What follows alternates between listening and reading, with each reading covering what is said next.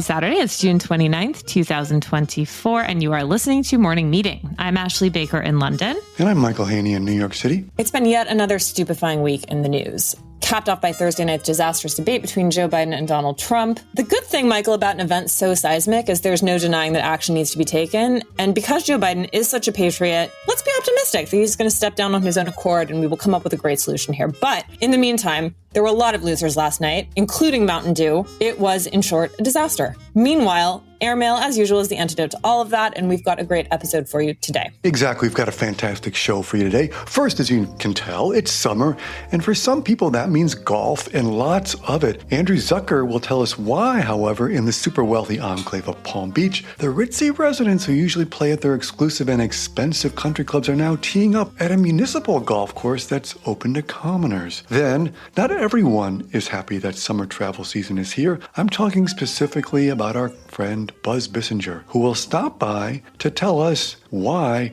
this is the time of year he dreads. And finally, Adam Hay Nichols will join us from London with an incredible story that puts the adventures of Indiana Jones to shame. It's about how, during the Spanish Civil War, everyone from Spanish revolutionaries to MI6 agents to Hitler was trying to plunder the Holy Grail from a cathedral in Valencia. Little did they know, however, that a local postwoman had safely hidden it away in a very strange place. Adam will join us to tell us all about this true life adventure yarn. So Ashley, where would you like to begin today? Michael, let's start this episode by finding a little bit of religion, specifically the Holy Grail, the cup from which Christ is said to have drunk during the Last Supper. It turns out that this was recovered from a church in Spain by a postwoman and hidden away during the Spanish Civil War. It's a fascinating story, and Adam Hay Nichols is here to explain it all. He's the author of Charles Leclerc, a biography, as well as Smoke and Mirrors, Cars, Photography, and Dreams of the Open Road. Welcome, Adam.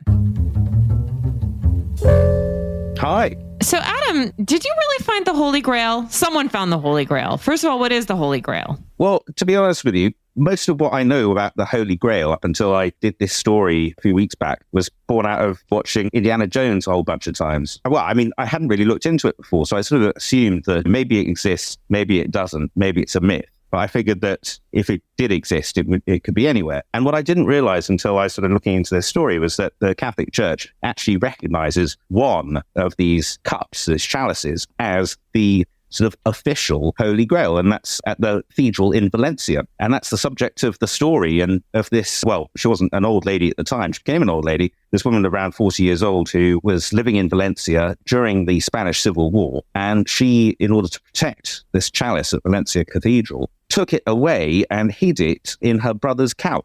And it stayed there for the whole period of the Civil War between 1936 and 1939 before it ended, and then she returned it. Was there not a safe available, Adam? Why the sofa? I mean, I suppose that she had a knock on the door several times where these Republican Marxists who were sort of terrorizing the people of Valencia at the time, they would turn up at her house and try and find this grail. And if she'd had a safe, then it'd be pretty obvious where it was. So she put it in all sorts of different places and moved it around different houses of hers and her relatives, including putting it in a wall and putting it in drawers and in the attic. But where it ended up was this sofa, which the family still has. But in all seriousness, this woman who you mentioned, her name is Sabina Sui, correct? Yeah. But what's fascinating, her side of the story has never really been told. And jokes aside, you talk about Indiana Jones, and yet there was a reason to probably hide it in a sofa, because as in the movie where the Nazis are chasing the Ark of the Covenant and other biblical relics, here you've got the Nazis and even MI6 during the run-up to World War II chasing this. How did the Nazis and MI6 figure into this pursuit as well? Yeah, so it's been quite an interesting one to sort of look into, because during that period, we know that Heinrich Himmler was obsessed with the Grail because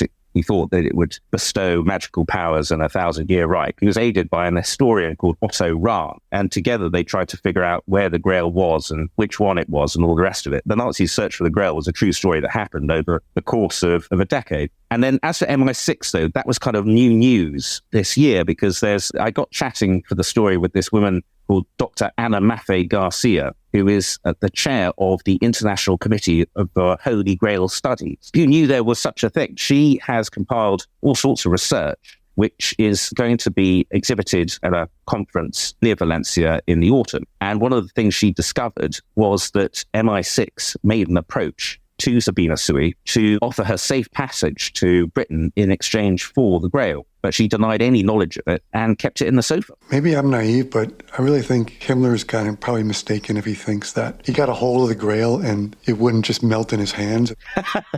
Well, I mean, there must have been a concern that anybody who came into contact with this thing, their face would melt off. But that doesn't appear to have happened in good old Sabina's case, maybe because she was one of the good guys. The other interesting thing about it, her family believes certainly, is that she and her sister would distribute bits of cotton that the Grail had been wrapped in inside this zinc box. They'd take these pieces of cotton and give them to their friends that were fighting in the Civil War. And they claim that all of these young men that received the bits of cotton survived unscathed. And then some years later, the brother of Sabina Sui, who was very ill as an infant, was also miraculously saved by coming into contact with some of this cotton. So they do believe, in Spain certainly, that miracles have been bestowed by this thing. Adam, how do we get a piece of this cotton?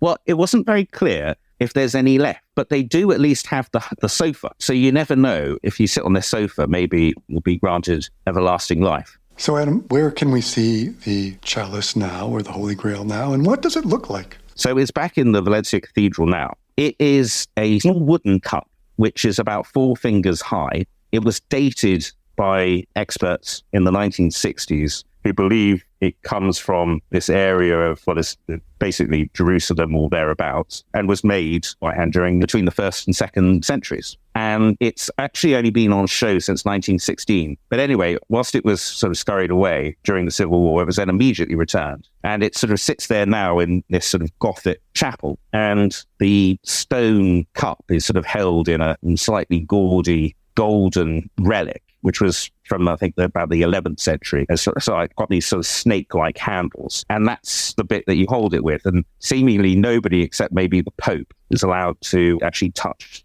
the wooden cup. And several popes have come into contact with it quite recently. So it's passed through the hands of quite a few popes. I have to say, Adam, I think this is like one of the most craziest, great stories we've read in a while here at Aaron, because it's just when you think there's no mysteries left and there's no yarns to unravel, here it is. It's Indiana Jones in a different chapter. Yeah, it's sort of Indiana Jones meets some kind of strange sitcom where there's this woman who's hiding the Holy Grail around her house. Yeah, I just picture someone sitting down in the couch and say, it's rather lumpy here.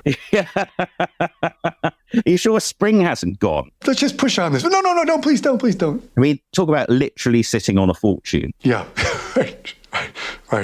I wish you could have held it. Well, yeah, absolutely. Well, next time I'm in Valencia, I'm going to have to go along and see this thing for myself. Another interesting part of the story, which is covered in it, is that immediately after she moved the Grail away in her house, in her flat, there were soldiers that came searching for it, and they came several times. And one time, one of the soldiers, a chap called Jose Pelisa, and he actually found it in the cupboards in the attic. And rather than dob her in, he actually kept stum and later returned and said, you need to put it somewhere safer. And rumor has it, apparently he was a very handsome, goateed chap who may have had anarchic politics, but was of some sort of vaguely aristocratic breeding. And he apparently had a bit of an eye for young Sabina. And so it may have been for romantic reasons that he decided not to dob her in. Romantic rather than faith-based. Yeah.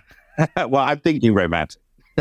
It is a terrific story, as we say. One of those great yarns. Encourage everyone to read it in this week's issue of Hair Mail. And I have a feeling you're going to find some other great adventure story for us. So we're looking forward to that as well. I hope so too. Yeah, it was great fun to do. And always an absolute pleasure to contribute to you guys. Thanks so much. Great. Okay, Michael, I need to see the movie version of this. No kidding. I think it's fantastic. Movie version, limited series. It's a wonderful story. Read it this week. We'll do our casting over the holiday and get back to you, Adam. You're welcome. All right. Well, Michael, after that, let's get back to some quotidian pleasures. It's Saturday. Some of our listeners are probably listening to this on the golf course right now. And we have an intriguing look at a golf course in Florida that is upending the social order. Yeah, I love this story by Andrew Zucker. It just looks at like you think the average guy has his simple pleasures, but no, even down in Palm Beach, West Palm Beach, they're coming for a new golf course that they don't want to play in their own ways. And Andrew's got a great story for us. Andrew Zucker is a New York-based writer who also works at a television production company here in the city. Welcome, Andrew. Thanks for having me. So, Andrew, in Palm Beach, golf is something of a religion. How big of a deal is it? Joining the right club is probably the most important thing to do in Palm Beach. We all know that billionaires love nothing more than spending a weekend out on the links. And in Palm Beach, there are numerous world-class golf clubs, and it's very important for residents to join the right one. But Andrew, we're not talking about applying for membership at an Equinox here. What is the process to get into some of these clubs? It can take over a year to get into some of these clubs, and it also costs quite a bit of money. At the Everglades and the Breakers, the waiting list is hundreds of people long. It takes several rounds of interviews in front of a whole bunch of different members at these clubs, and they're quite in demand. But it sounds like, Andrew, for those who don't make it in for one reason or another, there is in fact an alternative. Yes. Right over the bridge in West Palm Beach, there is a new public course called The Park that has drawn many people from the island of Palm Beach. It is a 27-hole golf course with a 9-hole par 3. And people I've spoken to have said that if you plucked some of these holes and placed them at some of the world's best-known courses, you wouldn't know the difference. I mean, usually, Andrew, tell me if I'm wrong, but there's a bit of a snobbish element, right, when it comes to a public golf course. Just sort of not done among the Palm Beach social set. But why has that changed? It's changed because this is a revolutionary golf course. It was really the brainchild of the head of the PGA of America, Seth Waugh, who decided in 2020, when Palm Beach shut down its municipal golf course, to really reinvent what a public-private partnership could look like. And so he, alongside 4 other members of the founding committee, set out to raise $50 million.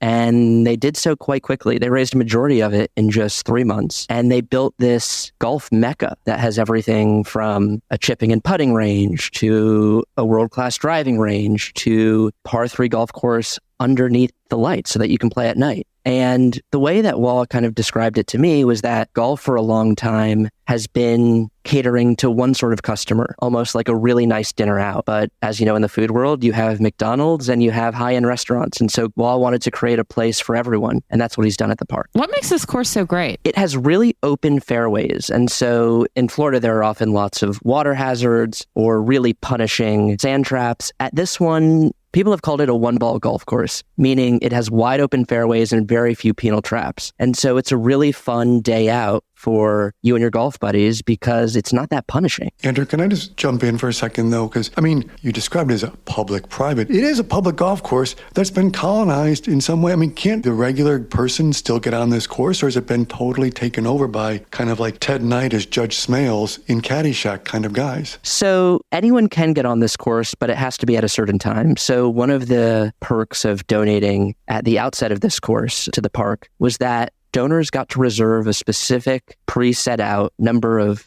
slots to tee off. And so those are typically in the morning. If donors don't use those times, they go back to the general public. But the way that Seth and others involved with the course have described it is it's really meant to democratize golf and give a world-class experience to everyone. But in order to raise the money, they had to offer certain carrot sticks to the moneyed class. So are the average people from West Palm using it? People there who, as you note in your story, also the median income in West Palm is $30,000 a year. Are people using it who are not high rollers? Yeah, I've spoken to plenty of people who live in West Palm who are not members of some of the area's nice courses, and they've described the real joy of paying less than $100 to play at this world-class course. And one of the unique parts of the park is that it's really community-oriented, and I think they view themselves as having a responsibility to really serve the community where they built this course. And so as part of the programming, families in West Palm Beach are able to drop their kids off after school, or a school bus can take them after school to the park, and they get some homework help there, and they also get to learn the game of golf from some instructors. So there's definitely evidence that West Palm Beach families are taking advantage of this new course. You mentioned that there's some big names, very wealthy people like Henry Cavers, but also tour golfers such as Rory McIlroy playing here or belonging there. So when I was in high school, you wanted to caddy at the local club, make some money. Can a local kid from West Palm be caddying for someone and getting a big tip at the end of the day? They certainly can. There are caddies there, though I don't know if they're hiring right now. But if you are a caddy there, you can caddy for some pretty cool people. Barack Obama just golfed there in May. And obviously Tiger Woods has been there, Barry Sternlicht, Henry Kravis. So you might get to caddy for a former president. Yeah. I want to perceive it as this Caddyshack moment where you got the Rodney Dangerfield character showing up, kind of crashing it as well. deal? Because it sounds like this crazy mix intersection of high-low all coming together over golf, right? 100%. And I think that's definitely what makes this course unique. If you go to any of the other Palm Beach courses, you're going to find very like-minded people who all share the same net worth. And at this club, you see some people in flip-flops playing golf alongside people who are golfing out of bags that bear the logos of some of the nicest clubs in the world. And so it's this real mix of different classes and different types of people that is rarely seen in the world of golf. And that's a big part of what Seth Waugh, who runs the PGA of America, was hoping to do. He was hoping to introduce the game to a whole new set of people who never even considered picking up clubs before. Andrew, are the old school clubs feeling threatened by this new development? Not quite. So the old school clubs still have waiting lists that can take years to join. And I think they view this more as a complement to their offerings. You won't see Henry Kravis out at this club every week, though you may see him dabble to kind of mix up the types of courses that he plays. So it's not taking away from the regulars at the private clubs. Well, thank God. I agree. Andrew, thank you for picking up your clubs and reporting from this rarefied universe. We love your story. Happy to do it. Have a great weekend. Michael, great story. Sounds like lots of fun. Still not going to get me out there on the course for 4 hours. No, you and I will be on the tennis courts. That's our pleasure. Now you're talking, baby. You, me, 2 Babolats, pitcher of iced tea. Done. Yeah, get some clay courts, just nice and civilized. Perfect Sunday. We're like straight out of a Wes Anderson movie. We'll wear matching outfits. It's going to be great. That's how I imagine us. You know what's not great, Ashley? Buzz Bissinger's experience with airports this summer. Yeah, it's like Buzz is really taking one for the team here. It's like he's doing all the travel throughout the U.S. so we don't have to. So if you have plans to travel within the next few days, we might suggest fast forwarding to the end of this upcoming segment because Buzz Bissinger, the author of Friday Night Lights and a co-author of Shooting Stars with LeBron James, is coming in very hot on the matter of summer air travel. Welcome, Buzz. Hey guys, how are you? Buzz, we're only a few weeks into summer, and yet you've completely had it with the airlines. Why have you been suffering? Well, this has been ticking around in my head for quite some time. It's just irritating. I understand it, but it just seems like we've become a bunch of cows. The service is terrible. We're treated kind of horribly. Planes themselves are getting smaller and smaller. There's less space between the seat. The aisle is like narrower than I say like the Chu Chi tunnels in Vietnam. Just an aggravation. And when I get angry, legitimately angry about something, if they're lying, if plane's delayed and they don't say why, I feel like I'm the only person who cares. We just take it. And that really bothers me too. And I'm always in line, Sky Priority or some priority service. So I assume the people who are in line know how to fly, and they get to the counter and they just end up talking endlessly about everything, chatting up the flight agent and this and that, and the gate agent, and no one cares. And it just adds to my aggravation. Boarding a plane is like a stampede. It might as well be the bulls of Pamplona. I don't know what's going to make it any better, but it's just become not a miserable experience, but almost a totally aggravating one, actually. Buzz, I think one of the reasons it's so aggravating is there are no feasible alternatives. You can't take the Greyhound bus from New York to California, or I suppose you could, but you certainly couldn't get to Europe or Asia or anywhere interesting. I mean, back in the old days, it would be fun to take the train. I mean, I did that as a little kid when I was 5, and I did that with my mother. I remember going the train from New York to Chicago. But there are no alternatives. I don't think anyone cares about customer service anywhere anymore. Try ordering in a restaurant, for God's sakes. It takes hours. Trying to get a check. It takes hours. Everything is very slow. And I just think, frankly, we've kind of given up. I think it's a reflection of an America that is just completely at odds with who we are and what we are. And it kind of says, all right, screw it. That's the way it is. I mean, Buzz, what do you think is working against us here? Is it the cost of doing business for airlines? Is it the sheer number of travelers? Is it dysfunction at the airports? Or is it just simply bad management? Well, I mean, for them, I think it's good management. I think they've pretty much said, all right, what can we do to make as much money as possible and make the flying experience as miserable as possible and let you want to fly first class? I don't know what it costs. Tens of thousands of dollars. So let's see, what should we do? Let's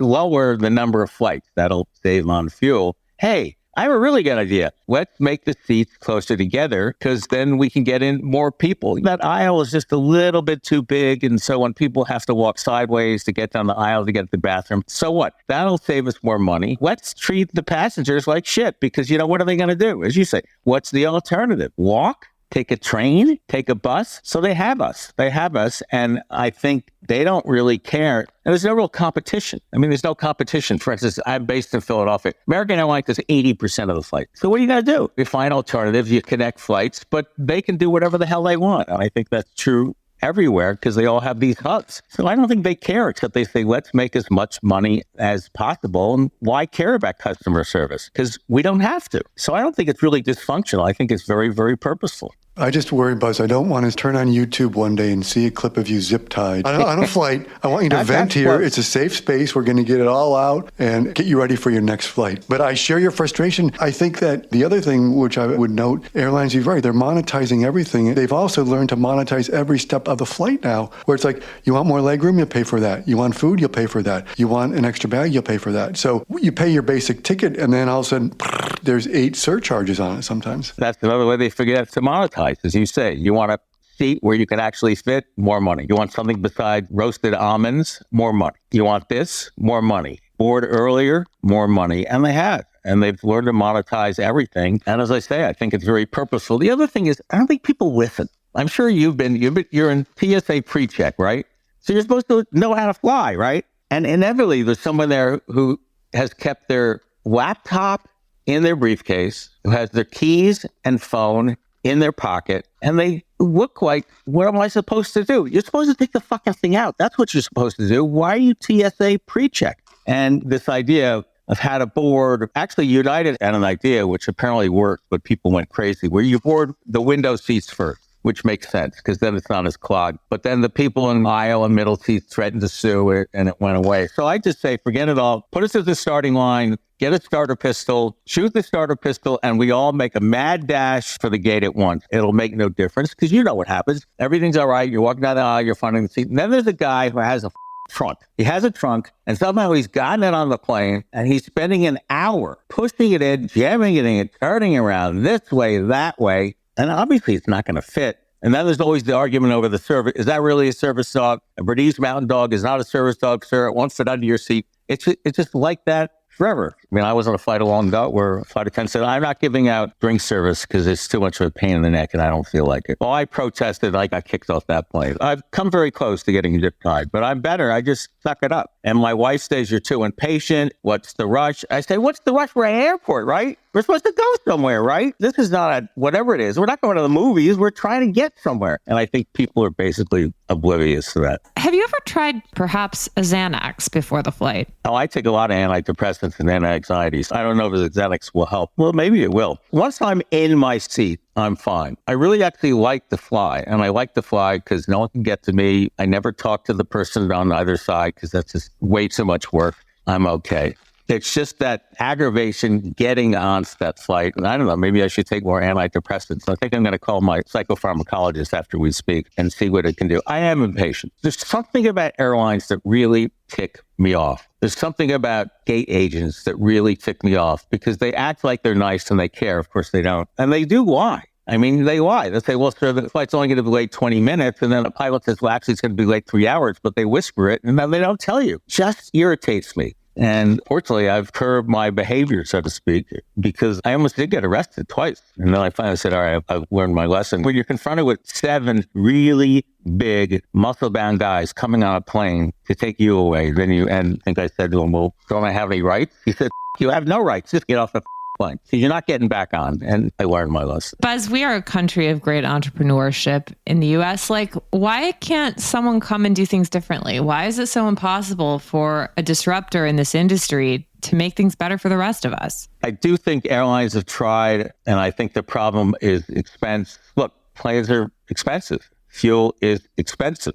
Takes a lot of money, and I think that they're discount airlines that have come into at least, and I haven't gotten into the price. I mean, I was thinking flying from Philadelphia to Pittsburgh because I work in Pittsburgh with $700 round trip. $700. I mean, I can go to Croatia for $700. And so they've tried, they've come in, and they either can't make money or sort of like Michael indicated, they say, why do we care about service? You want to fly first class, you'll get good service. Business class, you'll get pretty good service. But otherwise, why do we care? Where are they going to go? What are they going to do? I think there are some airlines that promise great service, but the costs are just prohibitive. So for the average person, of you and I, forget it. Well, Buzz, We wish you a summer of much peace and tranquility on the train, if at all possible. But if you do have to brave the skies, a martini never hurt. I think that's the problem. I don't drink enough. I think that's the problem. I don't know, Buzz. You got the antidepressants and the alcohol. I'm just saying. Yeah, I got a lot of shit going on. That's a prescription for zip ties. Let's not go there. I wish you safe travels, safe flights. I think that's an excellent point. Excellent point. Buzz, we have to say, we love you when you're frustrated. So we can't wait for your next column. And thank you so much for it. Our modern day Howard Beale, Buzz Bissinger. All right, guys. Thank you. There's only one place to discover a global snapshot of the current cultural scene. Airmail's Arts Intel Report. Our international research tool for what to do and where and when to do it is user-friendly, continuously updated, and meticulously curated. Arts Intel is handy at home, on the road, and when you're planning your next trip. It also includes indispensable lists of restaurants and hotels in key cities around the world, recommended by our well-traveled experts. Explore Arts Intel at airmail.news/arts-intel, and be sure to sign up for our Week in Culture newsletter, which is published every Wednesday afternoon at airmail.news/WIC. I'm Chris Garrett, an Airmail Deputy Editor, and I never leave home without it. Bon voyage. Michael, I love Buzz so much, but I got to tell you, I really hope I don't end up behind him in line trying to board Delta Airlines Flight 7283. You know where I don't want to end up? I don't want to be the person sitting in front of Buzz who reclines their seat into his space. God, I'm already afraid. Can you imagine, what if you accidentally splash some of your drink on him? Yeah, listeners, if you're traveling, maybe download a picture of Buzz on your phone and take a look over your shoulder before you recline your seat. And if it matches up, there could be zip ties in your future. Okay, we know he likes Delta. That's all we'll say on the matter. Michael, it is the weekend. I know you've got something fabulous you can recommend to take our minds off what's happening in the unfriendly skies. I do, and it is a new book by our colleague and contributor, Howard Bloom. It is called When the Night Comes Falling, a requiem for the Idaho student murders. Now, if you're fans of A Morning Meeting, and of course, if you're regular readers of Airmail, you know that Howard has been following the case of Brian Christopher Kohberger, the suspected killer in the mysterious murders of the 4 University of Idaho students. He's done groundbreaking writing and reporting. He was even nominated for a Pulitzer Prize for his coverage of the story. And this is the book that pulls it all together. It is riveting. It'll remind you a bit of Executioner's Song, In Cold Blood. It is a suspenseful, richly detailed narrative by Howard where his expertise, his reporting, his synthesis, and his bringing all the material together makes for a fantastic read. I highly recommend it. It's great for the summer. It's great for the beach. And it tells really the horrific story of how these 4 students died. And having covered it from its start, there's no one better than Howard to tell you about it. It's called When the Night Comes Falling, and it's by Howard Bloom, and you can buy it at bookstores everywhere. And you, my dear, what do you have? I love the new Plum Sykes novel. Oh, tell us all about it. This is the time for beach read. Perfect. What can you tell us? You can always rely on me for those, Michael. Well, it's called Wives Like Us, and it concerns, that's right, women in the Cotswolds, which is, people sort of say that it's the Hamptons of the UK. I am pleased to report that I've been here for nearly 2 years and I have not yet been to the Cotswolds, so I have actually no idea what I'm talking about here, but it's moneyed, it's stylish, they have good restaurants, good shopping. It's like its own sort of rarefied universe. And Plum has captured this so deliciously. And you're going to see people and tropes that perhaps seem quite familiar, whether you live in New York, Los Angeles, London, Paris, wherever. I mean, it's kind of an archetype of a modern woman that she's interested in. And it's really well done and fun. It's a great beach read. It's called Wives Like Us by Plum Sykes. Pick it up now, take it to the beach, put it on a plane, distract yourself on the plane from Buzz. Perfect. We wish you all a wonderful weekend. You too, Buzz. Thank you for joining us. Michael, will you please read us out?